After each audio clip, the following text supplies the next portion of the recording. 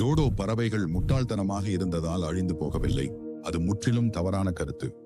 உண்மையில் என்ன நடந்தது என்று நான் உங்களுக்கு சொல்கிறேன். சுமார் 4 மில்லியன் ஆண்டுகளுக்கு முன்பு சில பழங்கால புறாக்கள் இந்திய பெருங்கடலுக்கு மேல் பறந்து கொண்டிருந்த போது மொரீஷியஸ் தீவை கண்டுபிடித்தன.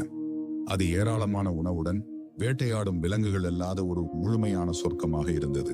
எனவே அவை அங்கேயே தங்கிவிட்டன.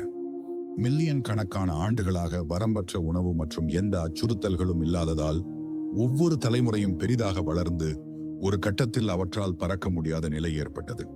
மேலும் சுற்றியிருந்த மற்ற விலங்குகள் அனைத்தும் பாதிப்பில்லாத ஆமைகளாக இருந்ததால் அவை மெதுவாக தங்கள் பயத்தை முற்றிலுமாக இழந்துவிட்டன. அவை தங்கள் தீவு சொர்க்கத்தில் தனிமைப்படுத்தப்பட்டிருந்த வரை இது ஒரு பிரச்சனையாக இருக்கவில்லை.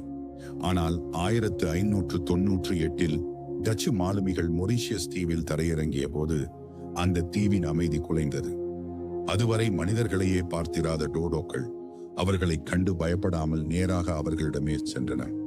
நீண்ட கடல் பயணத்தால் பசியோடு வந்த மாலுமிகளுக்கு எளிதில் சிக்கிய டோடோக்கள் ஒரு சுலபமான உணவாக மாறின. அதோடு மனிதர்களுடன் சேர்ந்து அந்த தீவுக்குள் நுழைந்த நாய்கள், பூனைகள், எலிகள் மற்றும் பன்றிகள் மிகப்பெரிய பாதிப்பை ஏற்படுத்தின. டோடோக்கள் தரையிலேயே முட்டையிடும் வழக்கம் கொண்டிருந்ததால் இந்த விலங்குகள் அவற்றின் முட்டைகளையும் குஞ்சுகளையும் வேட்டையாடி அழித்தன. மேலும் கப்பல் கட்டுவதற்காகவும் விவசாயத்திற்காகவும் காடுகள் அழிக்கப்பட்டதால் டோடோக்களின் வாழ்விடமும் உணவு ஆதாரமும் பறிபோனது. கடைசியாக ஒரு டோடோ பறவை 1681 ஆண்டு வாக்கில் உயிருடன் இருந்ததாக குறிப்புகள் சொல்கின்றன.